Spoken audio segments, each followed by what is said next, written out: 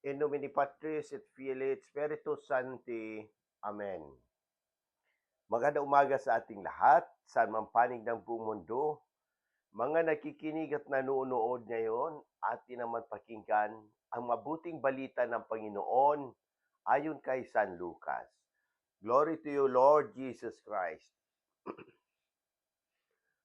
Noong panahong iyon, napuspos ng Espiritu Santo si Zacarias na ama ni Juan at nagpahayag ng ganito, "Purihin ang Panginoong Diyos ng Israel, sapagkat nilingap niya at pinalaya ang kanyang bayan, at nagpadala siya sa atin ng isang makapangyarihang tagapagligtas mula sa lipi ni David na kanyang lingkod. Ipinangako niya sa pamamagitan ng kanyang mga banal na propeta noong una na ililigtas niya tayo sa ating mga kaaway at sa kamay ng lahat ng napupuot sa atin. Ipinangako rin niya na kahahabagan ang ating mga magulang at aalalahanin ang kanyang banal na tipan. Iyan ang sumpang binitiwan niya sa ating amang si Abraham, na ililigtas tayo sa ating mga kaaway upang walang takot na makasamba sa Kanya at maging banal at matuwid sa Kanyang paningin habang tayo'y nabubuhay. Ikaw naman, anak, ay tatawaging propeta ng kataas-taasan, sapagkat mauuna ka sa Panginoon upang ihanda ang kanyang mga daraanan at ituro sa kanyang bayan ang landas ng kaligtasan, ang kapatawaran ng kanilang mga kasalanan. Sapagkat lubhang mahabagin ng ating Diyos, magbubukang liwayway sa atin ang araw ng kaligtasan upang magbigay liwanag sa mga nasa kadiliman at nasa lihim ng kamatayan, at patnubayan tayo tungo sa daan ng kapayapaan. Ang mabuting balita ng Panginoon. Praise to you, Lord Jesus Christ. Pagnilayan natin bilang mga Romano Katoliko sa unang pagbasa sa pangalawang Samuel, ang mabuting balita sa araw na ito ay ang Benedictus o ang awit ng pasasalamat ni Zacarias, na nagbibigay diin sa tapat na pangako ng Diyos na iligtas ang kanyang bayan. Ipinahayag dito ang awa, pag-ibig at liwanag na dala ng Diyos sa mga nasa kadiliman, patungo sa kapayapaan. Sa unang pagbasa naman mula sa Samuel, ipinapaalala sa atin ang pangako ng Diyos kay Haring David na magmumula sa kanyang lahi ang isang walang hanggang kaharian na natupad kay Jesus. Mga halimbawa sa panahon ngayon. Una, kapayapaan sa gitna ng alitan. Sa kabila ng kaguluhan sa mundo, digmaan, kahirapan, at hindi pagkakaunawaan, maraming tao ang nananawagan ng kapayapaan tulad ng mensahe ng liwanag sa Benedictus.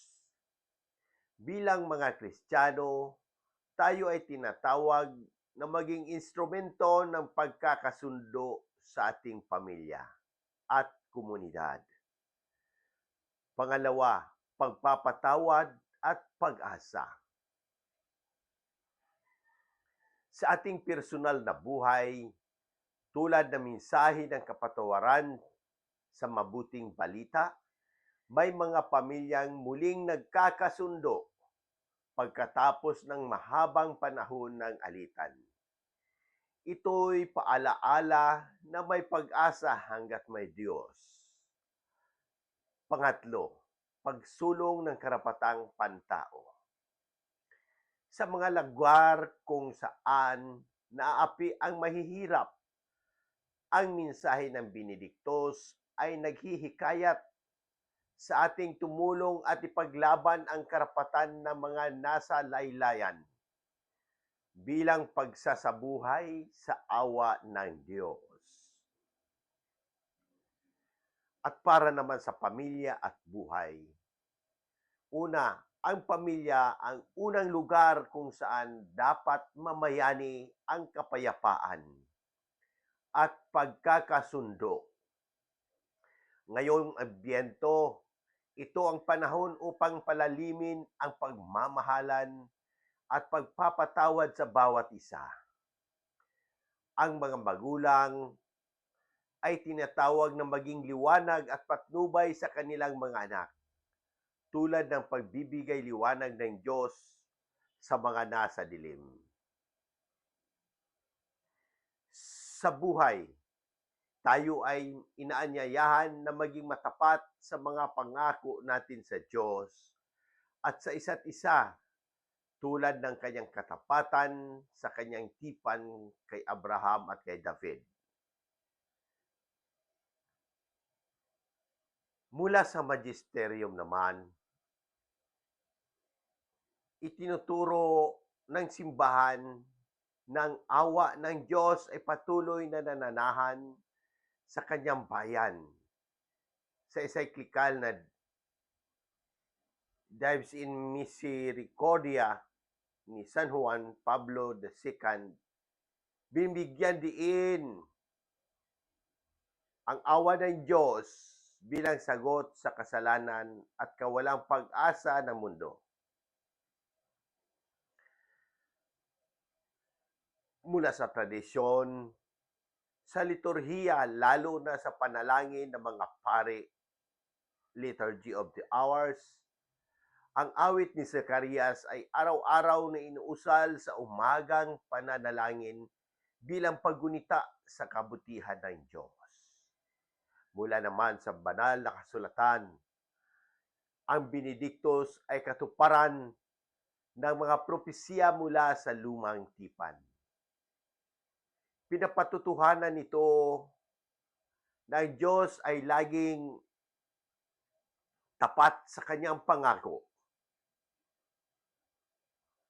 Ano ang ating baguhin ngayong Adbyento?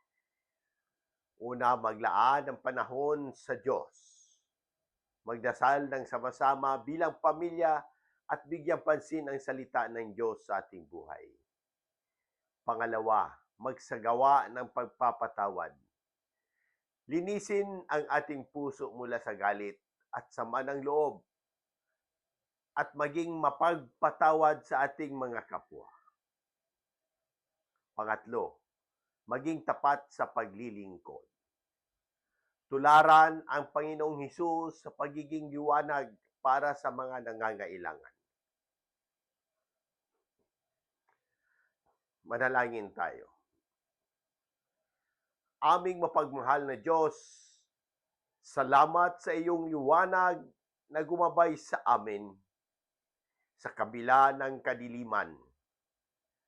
Tulungan mo kaming maging mabuting halimbawa ng iyong awa at pagmamahal sa aming pamilya at komunidad.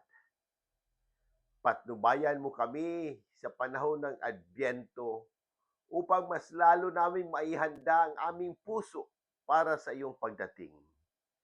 Gabayan mo ang lahat ng nakikinig at nanonood ngayon sa pagpatuloy sa landas ng kapayapaan at kabanalan. Amen.